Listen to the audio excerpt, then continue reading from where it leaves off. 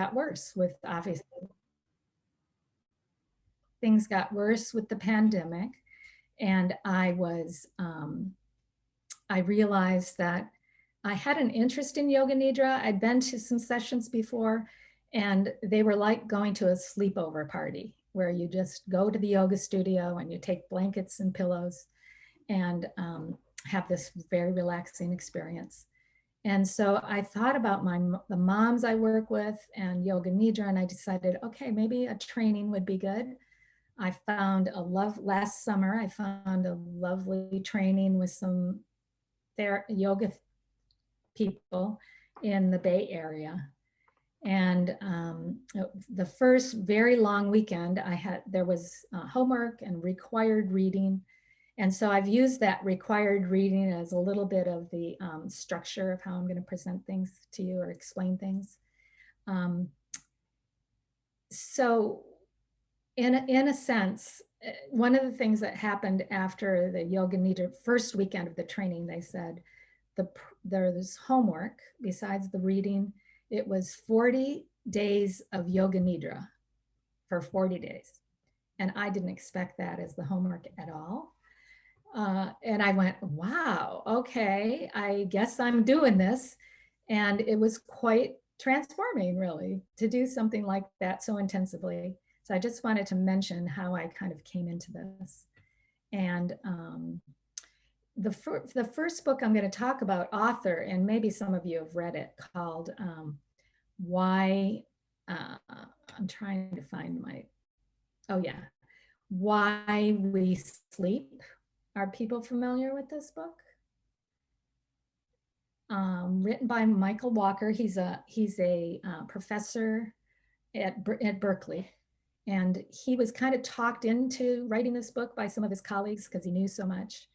And so he starts off just telling that sleep is an epidemic. Sleep loss is one of our epidemics. And that he's really all about helping people reclaim sleep. And he is the one that said, sleep is your superpower. Here are some of my favorite quotes of his. It's the elixir of life. It's a non-negotiable life support system. It's the Swiss Army knife of health. I love that.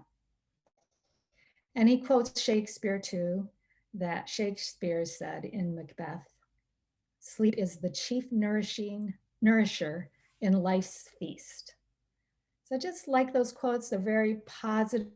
It's saying what we get, that there's something very positive happens with a good night's sleep. And I think that's, we can learn a lot in this book about what happens to us when we don't get enough good night's sleep. But we can also learn what we do get. And so I'm going to share with you a quote of his that I think is really helpful. He says, this is an amazing breakthrough. Scientists have discovered a revolutionary new treatment that makes you live longer. It enhances your memory, makes you more creative. It makes you look more attractive. It keeps you, lowers food cravings. It protects you from cancer and dementia. It wards off colds and flus. It lowers your risks of heart attack and stroke, not to mention diabetes. You'll even feel happier, less depressed, and less anxious. Are you interested? So I would say, like, wow, if we see sleep as this amazing breakthrough, that's a pretty big message to take to our clients as well. How do we convey that value and kind of get involved in their sleep life? I do this a lot in my work. And probably you do too, because the things people are suffering from do interfere. How much sleep do we need? So I thought this was just a nice chart to show newborns needing 12 to 18 hours and adults 7.5 to 9. You can see how through the life cycle, we're really needing less and less, but ultimately it's essential. So I'm going to talk about the stages of sleep. I know these are just reviewing for most of you, but the stages of sleep in one sleep cycle, so about 90 minutes. So first is sleep latency, which is it's time to fall asleep, and it starts when you close your eyes. It's pretty immediate, actually. The message, it comes in right as you close your eyes. Stage one of sleep, muscles relax, our systems slow down. That would be brain, heart, breathing. Stage two, now there's regulation of those systems, regulation of breathing, of the heart rhythm, of temperature, of blood pressure, tissue growth and repair. So all those things start happening pretty quickly. And stage 3 and 4, progressively deepening. Energy is restored, hormones are released. And then the last stage is REM, the rapid eye movement, where the brain is active again, where dreaming is happening, where our muscles are temporarily paralyzed, and our heart rate and breathing are irregular. So if you think about that, happens in 90 minutes. And over the course of the night, I'm going to show you next a slide that shows the brain waves. Sorry, this isn't a wonderful quality slide, but brain waves in one sleep cycle. So again, you're starting at the brain waves in stage 1, stage 2, they start slowing down, and stage 3 and 4. And then they go back up to 2 and 1, and then dream. So that is like how the brain waves progress over that 90 minutes or so, 60 to 90 minutes. And then this is what it looks like over the, this is another slide showing those brain waves. I want to just stop. So far, are there any questions? Again, this is probably review, but we need it kind of fresh to understand Yoga Nidra. Any questions? Okay. So here is the slide that shows what happens over a night. A couple things I would add to this slide, but it's complicated as it is. So it shows here when you're falling asleep, you're up here in stage 1 zone, and then you're going down 1 to 2, stage 3 to 4, and then that's that upper level again, and then sleep. And then right here, it doesn't really show it, but right after that dreaming sleep, we can wake up. And that's true after all the REM sleep cycles, that we can wake up very briefly. I mention that because that's what I talk to about clients a lot. Like a lot of clients will say, oh my gosh, I wake up so many times, but we actually do. We just usually don't wake up fully. But I think it helps to tell them that. So you can see this is what a cycle looks like, the first one. Second one has a little different length of time in each stage. Same thing, it changes a little in this third cycle. And in this fourth cycle, looks pretty differently. And sometimes we have 5 cycles, later into the morning, earlier in the night. Does anyone have questions about that so far? Seems pretty clear.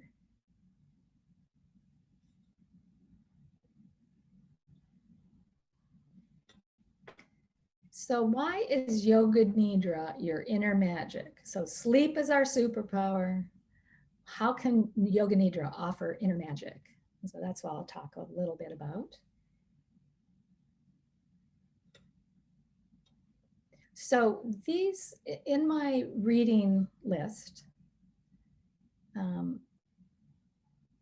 we now turn to these books by Richard Miller, which I don't know if you're all familiar with him, but he actually, it's almost like a parallel universe. You've got sleep science, and at the back of Dr. Walker's book, I look under why to see if Yoga Nidra is there, or yoga even. There's nothing. And that was discouraging. 2017, his book about why we sleep, and it didn't even include this. So I want to just say it looks a little bit like parallel universes again, where there's a little bit of a split from these more esoteric approaches to our health. And Richard Miller is a psychologist who said he discovered yoga in the 70s, and he has spent most of his career actually putting together things from the yoga field into language and programs that people can use, including this one that's for PTSD. And his approach is called I Rest. And you'll sometimes see that Kripalu offers programs by him. You can go do trainings with him. So this quote, Yoga Nidra is a time-honored re-educational process that teaches you how to blend profound relaxation with innate wisdom into every moment of your waking life. The practice of Yoga Nidra leads to sweeping changes within your mind and body, as well as in all of your interpersonal relationships. So I like that actually he brings in relationships quite a bit, and that's a helpful piece.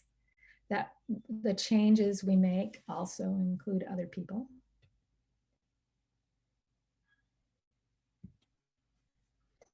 So I wanted to talk about the details of Yoga Nidra. So let's say you've decided, I'm going to try this. And so there's these things that help us set up the process. So Yoga Nidra is really laying down on the mat or surface. People sometimes go outside, go in the grass, go on the ocean, on the beach, if you're in that kind of weather. And so the first thing you need is a comfortable environment. And what that would be is you want it to be comfortable in terms of temperature, in terms of quiet, in terms of ventilation, anything that's just kind of ensure that your body's going to be most at ease. And then the second point is to reduce external distractions. So you have to remember to turn off your telephones and anything else that could ring or beep or buzz. And also, if you're living with other people, this is a really challenging moment of finding the right environment. When I was in the Yoga Nidra training, we paired up with somebody for doing some modules. And the woman I was doing that with had a 6-year-old daughter that no matter if she took time, said, I'm going to go do this, and closed her door and said, don't bother me, this little girl always came looking for her and basically had to be out of the house if she was going to ever do her Yoga Nidra. So sometimes you have them, they're too young, they're too old, they're not people that are supporting your process. So again, external distractions really important. And also pets, not having dogs that come to the door and cats that scratch or meow, all these things. You just have to think about them a little ahead of time. What's going to create the stage? Comfortable clothing is another one, just to be in clothing that is non-restrictive, if possible. Although I have to say, I do my Yoga Nidra in whatever I'm wearing, usually, at whatever I'm practicing. And then the comfortable surface, meaning depending on how much cushion you need. This in the picture, she's just on a mat on the floor. That's kind of hard. You might want to fold a blanket 1 or 2 times and have just a little extra. The space is important because you don't want to be in your bed, is basically what one of the main things is, because we are cued to go to sleep.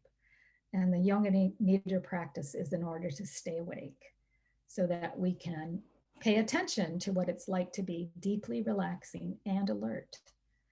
So the surface, not the bed, but every once in a while, one room situation where the bed is really the only space.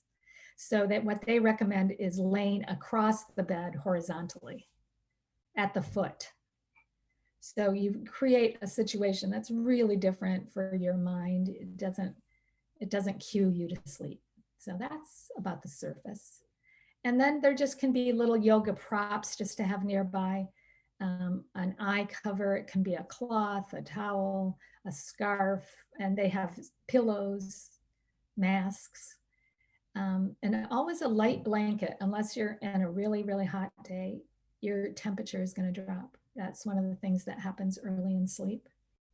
So a light blanket, small pillow, because you want your nose and your chin to be in line and like in line with your spine.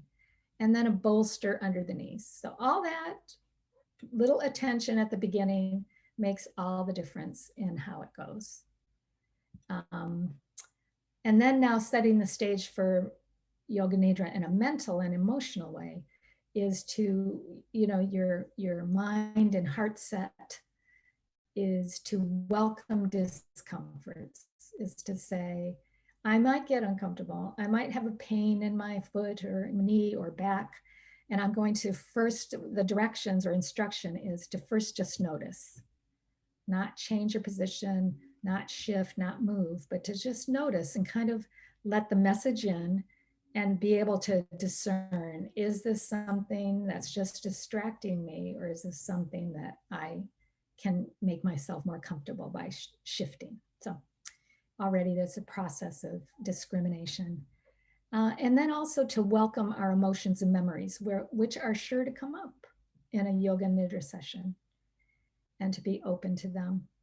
And then lastly, just openness to being, so that we enter Yoga Nidra with this sense of, I'm going to let go. I'm going to be open. So the stages of the session, which takes about 15 to 45 minutes, is settling into the position. This is a dramatic picture. Who does this? Maybe on a Costa Rican retreat, you would find yourself in this beautiful pool. But settling into position. And another stage is to set an intention or a resolve, they call it. And the word is used as sankalpa. You'll hear all those words. And I'll talk a little bit about examples of that, but it's an intention for the practice or for your life. It's a wish, it's a desire, and you repeat it 3 times. And then the practice begins. After those things are done, you've settled into position, you've set your intention, and then practice begins, which is various types of relaxation. They call it a rotation of consciousness. There's a practice, I don't know if you have tried this before, called 61 points.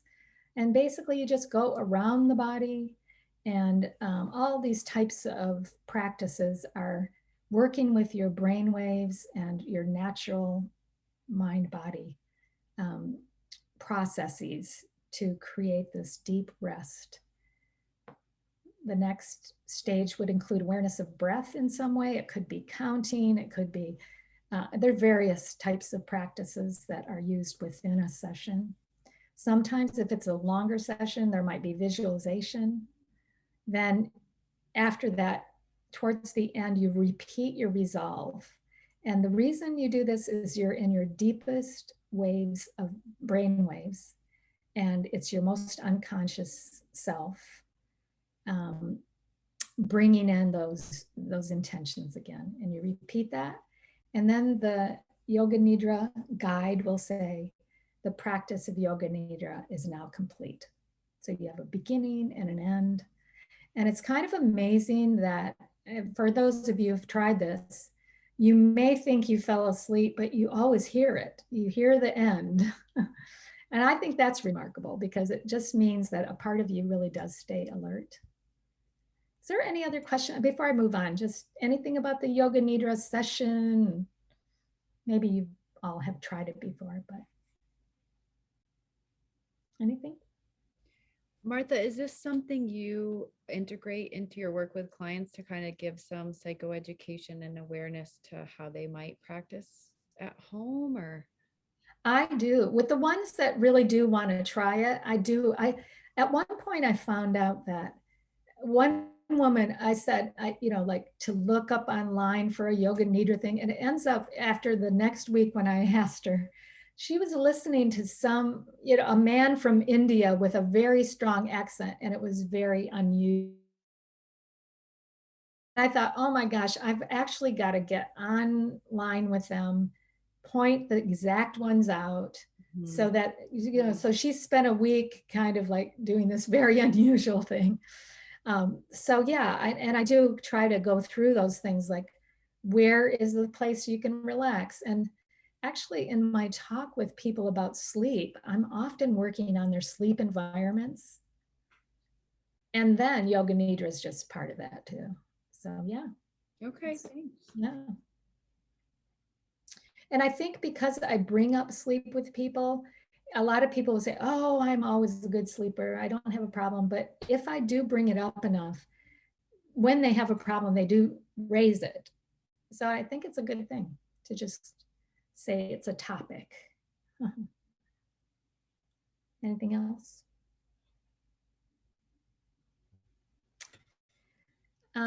Okay, so the next person um, we were reading and studying is a woman that kind of takes it another step, where she's talking about the transformative aspects of Yoga Nidra. So it's like beyond just the sleep and the physical, and beyond just the psychological and the healing. And then she also just adds that we can also transform at a very deep spiritual level. We don't need to have Yoga Nidra go in those directions, but it's possible.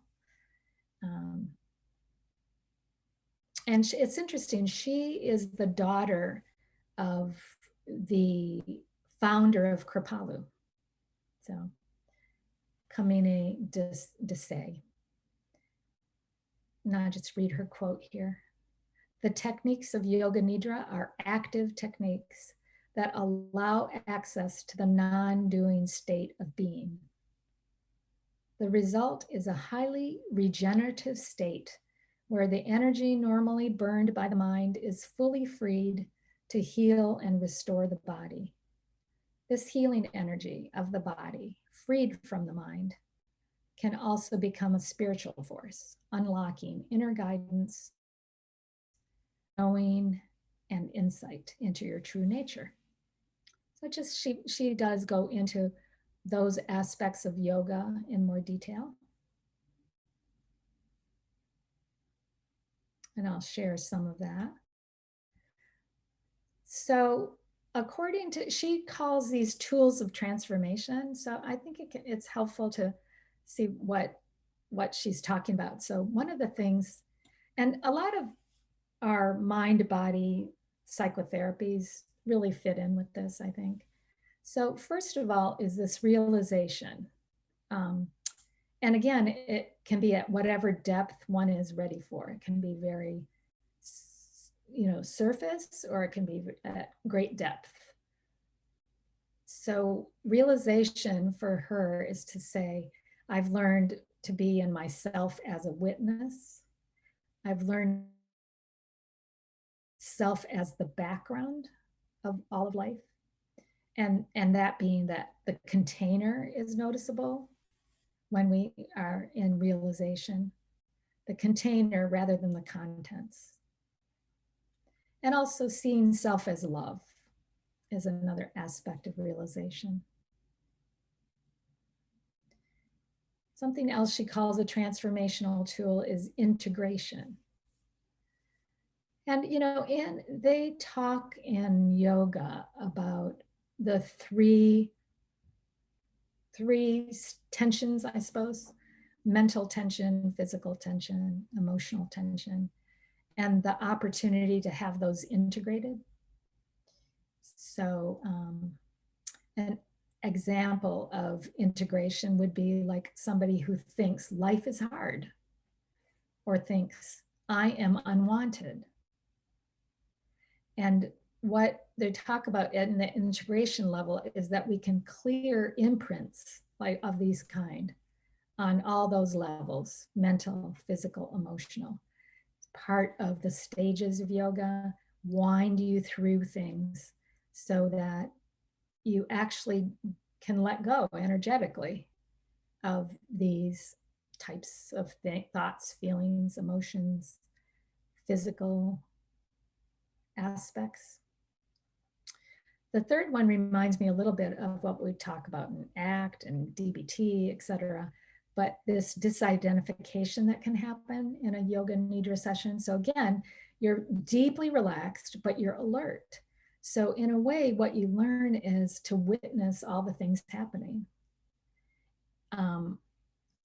and witness what it's like to be very relaxed. Witness your muscles, your breath, your it's remarkable to me in a short nidra session that I can't believe how relaxed my breathing is. Like it's almost imperceptible in some part of the practice. And that's amazing to me. Like I could go from waking consciousness to that in like 10 minutes. It's pretty remarkable. And as a result, like I can observe that and I'm no longer caught up in whatever. I'm caught up in my mind of normal functioning. And so it develops that witness, that wise mind, the wise body. It's really powerful. Another transformational tool is what she calls about setting the intention, the sankalpa. And that is that we're really trying to steer life in this valued direction. And with the sankalpa, we're stating the direction for our attention and energy to follow. So it's really, again, a wish, a desire of how you want to be leading your life. This example here is like somebody worried about not enough money. And so the sankalpa could be like if they're trying to heal the relationship to money, the anxiety about that, the sankalpa could be, I recognize the many ways I am already supported. You just say that quietly at the beginning of the session. You can repeat it in that deeper consciousness. And again, it's like a seed of in the quiet and in that most relaxed state of being steering our life. Last transformational, the second to last here is relaxation. Again, rebalancing the threefold tensions and just being here now, and now. And lastly, restoration. Release of what I'm calling ease and well-being chemistry. Because I'm going to show you a slide that shows all the chemical changes that happen, and it's pretty remarkable. So that's restoration. Any questions? Okay. Speaking of which, a packed slide, but let me just in general read that when there's been research on yoga nidra and meditation, actually, look at this. GABA is increased, melatonin is increased, serotonin, oxytocin, endorphins, dopamine, DHEA, human growth hormone. Like, and of course, these are all released in sleep over the course of our night. We're also getting these changes. But if you can have it in one little extra session, that's a bonus. And then on the other side, the decrease, that it decreases cortisol, decreases all these stress hormones. And at the bottom, it says reduced sensitivity to the fight or flight hormones. So that's, that's a lot of benefit in that chemistry change. I'm going to continue. And now just again, looking at Yoga Nidra in terms of the brain waves, and I'll talk a little more detail about this. But again, you've got the beta, which is our waking state, alpha, which is hypnagogic, which means you're in and out of awareness, theta, dreaming state, subconscious mind, delta, those slow waves that are unconscious mind. And that's where you're kind of planting the sankalpa in those delta waves. And then adding to the Yoga Nidra is this piece of epsilon, which is considered really slowed down, super conscious mind.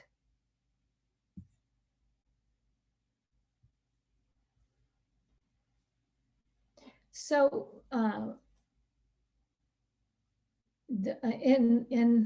really like the way Desai talks about these stages from the perspective of a movie on the screen, on the movie screen.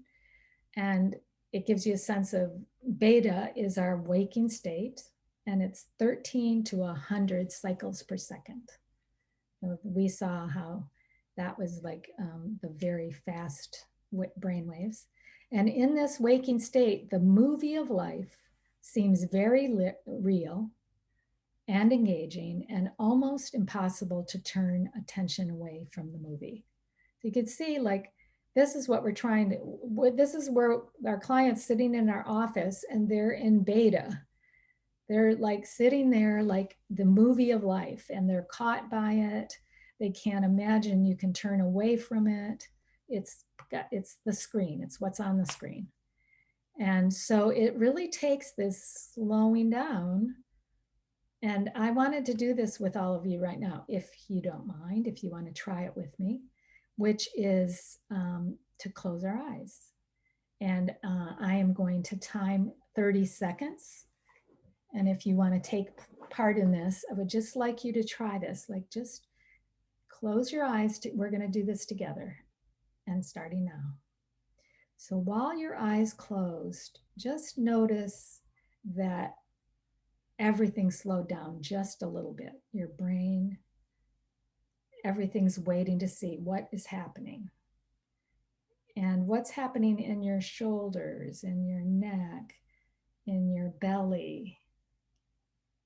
What happens with your eyes? I often breathe differently as soon as I close my eyes. Just kind of see.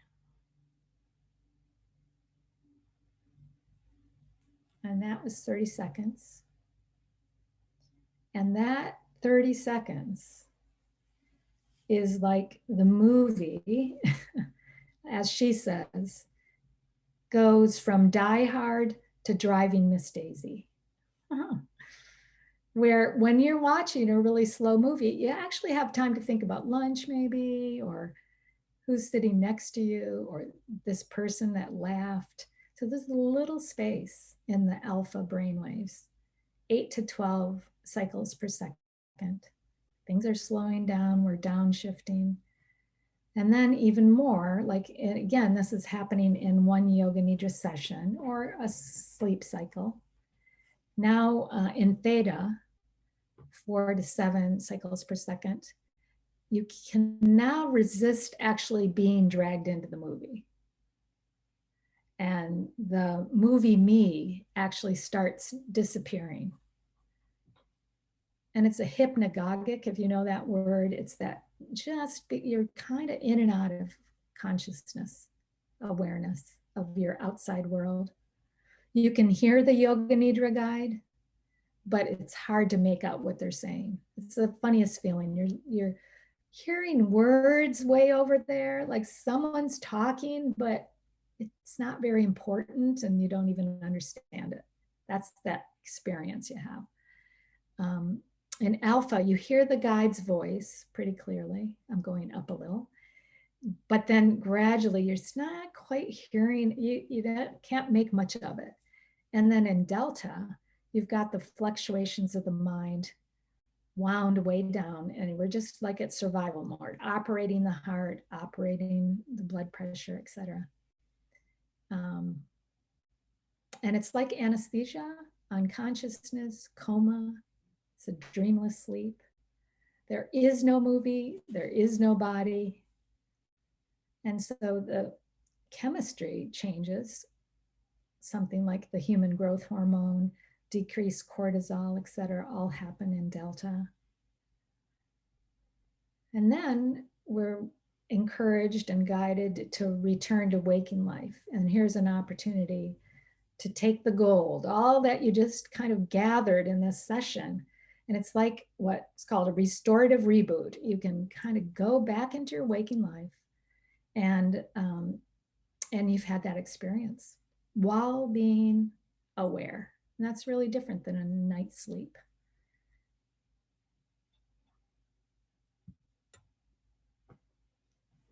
So Julie and I have a special invitation. We're going to try to have Yoga Nidra session in the suite. We to be determined when. We're thinking Sunday night, right, Julie? So that will be, yeah, thank you. That will be determined. But in a way, it's like I can say all these things about Yoga Nidra, but it's the experience that's going to teach you. And what I discovered after I had my 40 days, 40 practices experience, like it's a repeated experience that teaches so much. I still do Yoga Nidra about, I'd say 4 or 5 times a week, or 3 or 4, somewhere in there. I love doing it actually after work. Like I'll finish a session at the end of the day, and it's really lovely. 15 minutes. It is a reboot. So I recommend it. Martha, when you're practicing, do you do a sort of guided yoga nidra, or do you just set yourself up and I do use guided. Okay. You know, like my teachers said that eventually you do it yourself if you want. But guiding is just such a pleasure, right? To just like give over. And I mostly use their sessions that they guided through the training. And I have some favorite people that I'll do at different times. And I sometimes do it based on the time, like, oh, this one's 12 minutes, I'll do that. This one's 45, I'll do a long one. So I kind of base it on that. Okay. Mm-hmm. If you have And the last, yeah, go ahead. I was just going to say, if online there are links or something, or that you could recommend, that would be something we could either share on our website or. Yes, I can definitely share those. Okay, great. There are so many. It's definitely a rabbit hole. And so that's why I also want to say, be careful, like there, as much as every, like you can have schools of Yoga Nidra as well. So some are much more traditional, some are more visualization, some are just more relaxation. So it can be very specific of the type you're looking for. But I also think it depends on the voice. Like, is it a voice you like that you want to listen to? So to me, I have favorite voices. Yeah. And the last thing I wanted to share with you guys is that in the spirit of transformation, this week is Juneteenth, which is that lovely holiday on the 19th, Saturday, that commemorates the end of slavery in the US. And so I wanted to share this slide. I think it's very uplifting, and the transformation aspects of what we've talked about, that this week there are things happening all over the country that are honoring emancipation, that are honoring Freedom Day. I don't know if those of you who follow that, but I did want to end on that note because it is this season. And I noticed that a lot of these include yoga. They're all over the country. There are yoga festivals with, Emancipation and Freedom Day. It's really beautiful. So, and in the spirit of speaking like a true yogi, you'll be surprised to hear Martin Luther King. That's a beautiful quote. Whatever affects one directly affects all indirectly. I can never be what I ought to be until you are what you ought to be. This is the interrelated structure of reality. I thought that was a beautiful way to celebrate Black Lives Matter and just Yoga Nidra and our work with people. This is what we're trying to look for, unity and connection. So it was fun to just put together some of these ideas, and I'm open to questions. I just have a quick clarifying question. Mm-hmm. So you don't have to be truly asleep to still like be in beta, theta, delta, like all the different brainwaves. Yeah, That's you so don't have to be asleep. I okay. mean, you know what you do with Yoga Nidra is you're setting the attention to let the body sleep and the mind sleep. Okay. Awareness be awake. How cool. Okay, thank you. It's really cool. Yeah, thank you. Yep. I have kind of a related question, Martha. And first off, I'll say this is great. I've done a lot of yoga and I did my postdoc in a sleep lab, but I haven't like brought the two together. So I love it. the question that I had was kind of relatedly. So it sounds like you're sort of teaching people through Yoga Nidra to kind of, harness the sort of, the power of sort of moving your mind through these different brainwave cycles while awake. Yes. And I'm just curious if you see any spillover into sleep quality, like when people are practicing Yoga Nidra, if they also possibly kind of sleep more, I don't know, in More sort of soundly. Yeah. Yeah, exactly. Yeah, that actually is one of the things that is a benefit is that sleep will kind of even out more. Yeah, it's really true. So I didn't know you did that in your training, and I just love that, right? Because these worlds have to come together a little bit more, I think. Well, yeah, and I mean the work I did in my postdoc was in a sleep lab, but we were looking at how basically sort of improving sleep quality was a way to reduce depressive symptoms and specifically suicidal ideation. Yeah. And so kind of interestingly, sort of improving sleep in general seemed to have these downstream effects to, all the things you mentioned, sleep sort of healing so much in terms of mood and well-being. So just kind of a cool, maybe other effect is this daytime practice and that it might actually help. It's so cool. It really is pretty amazing how deep you can go in a short time and you get that extra cycle. They say it's not to replace a cycle, but it is to add to sleep, benefits. And the other thing, I didn't mention this, but they say, that a lot of the research says that one Yoga Nidra session is like 3 to 4 hours of sleep. That's pretty powerful. Yeah. Anything else? I hope you guys try it. Julie and I will try to set up some really great practice and see. And you can do it. You could probably, Julie, we could do it so that some people are on Zoom. I love that. That would be great. I think we need right? to Because you don't have to be there in person. Yeah, right. Yeah, not everyone can. And you get so much out of it just listen to a recording. Of course, in person is pretty wonderful too. Yeah. Yeah, love it. Yeah, so some Sunday evening coming soon. Yes, to a theater near you. That's right. We do have that large space, so it makes it nice. And we have yoga props getting awfully dusty. I can picture it happening there. So this is good. So thanks for listening at all. I hope, if you have other questions late down the road, let me know. Thank you, Martha. That was great. And I just appreciate how you're ending. And I don't know of anything happening